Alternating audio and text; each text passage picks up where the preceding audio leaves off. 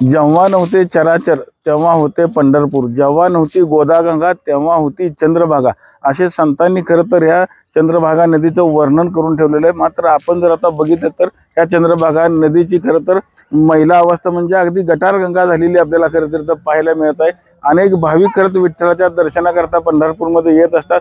आलेले भाविक हे चंद्रभागेचं स्नान करण्याकरता खरं तर चंद्रभागेच्या पात्रात येत असतात। मात्र आपण जर आता बघितलं तर चंद्रभागेच्या पात्रामध्ये जर संपूर्णपणे शेवाळ साठलेला आहे, त्याचबरोबर घाण कपडे असतील, प्लॅस्टिकच्या पिशव्या असतील, तुटलेल्या भंगलेल्या मूर्त्या असतील, अशा सगळ्या घाणीनं खरं तर चंद्रभागा मैली झालेली आपल्याला इथं पाहायला मिळत आहे। खरं तर नमामि चंद्रभागा हा प्रोजेक्ट खरं तर गेल्या 5 वर्षापासून खरं तर अस्तित्वात आला होता, मात्र तो आजही कागदावरती असलेला आपल्याला पाहायला मिळत आहे। मात्र कुठल्याही पद्धतीची सुविधा खरं तर भाविकांना ह्या चंद्रभागेच्या पात्रामध्ये असलेली आपल्याला पाहायला मिळत आहे। वाळूने पडलेल्या खड्ड्यांमुळे अनेक भाविकांचा जीव देखील ह्या चंद्रभागेच्या नदीच्या पात्रात गेलेला आहे। आपल्याला अनेक अशा बातम्या देखील आपण ह्या वेळेस प्रसिद्ध केल्या होत्या। आपण जर बघितलं तर नाताळच्या सुट्टीमुळे लाखोच्या संख्येने भाविक खरं तर पंढरपूरमध्ये दाखल झालेले आहेत। आलेले प्रत्येक भाविक चंद्रभागेचं पवित्र स्नान करण्याकरता या चंद्रभागेच्या पात्रात येत असतात। मात्र आपण जर बघितलं तर या चंद्रभागेची अवस्था अतिशय घाणेरडी झालेली आपल्याला पाहायला मिळते। वारंवार तक्रारी करून देखील नगरपालिका प्रशासन असेल, त्याचबरोबर मंदिर समिती असेल,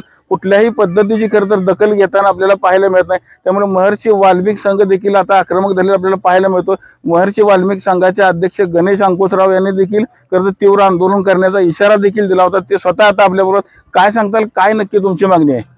आमचे प्रामुख्याने मागणी आहे की चंद्रभागा स्वच्छ निर्मळ राहावी।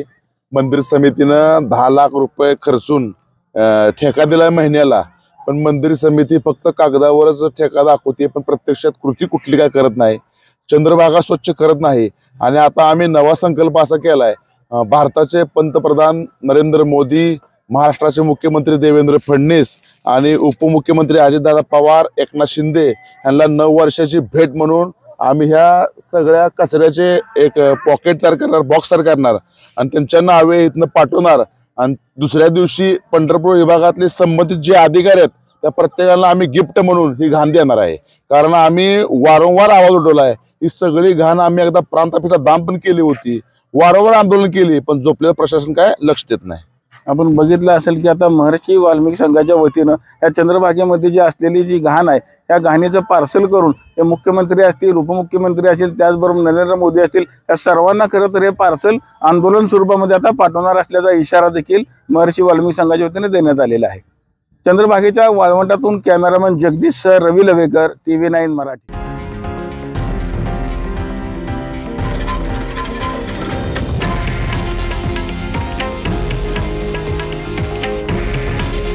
हे आहे देशातील नंबर 1 न्यूज नेटवर्क आणि आपण पाहत आहात TV9 मराठी। काळजी तुमची, हित महाराष्ट्राचं।